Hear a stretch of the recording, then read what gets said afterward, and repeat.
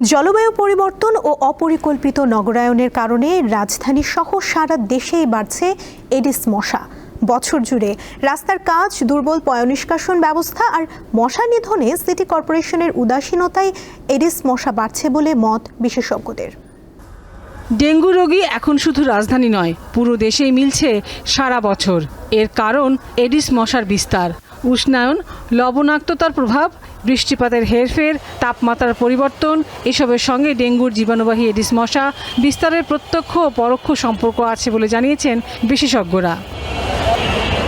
দায় আছে অপরিকল্পিত নগরায়ন ও দুর্বল বর্জ্য ব্যবস্থাপনার।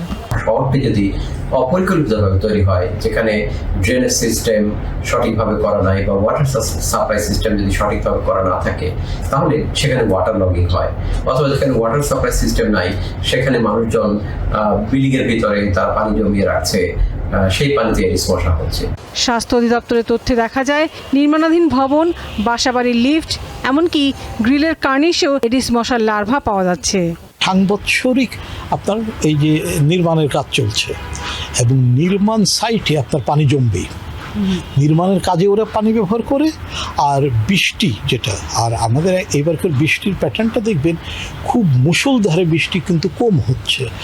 অল্প 20-30 মিনিট ঝিরঝির বৃষ্টি হলো, ওই বৃষ্টি থেমে গেল, তার মানে হচ্ছে পানিটা জমে থাকলো। মশা খুব যদি মুষলধারে বৃষ্টি হতো, তাহলে কিন্তু মশা ধুয়ে চলে যেত।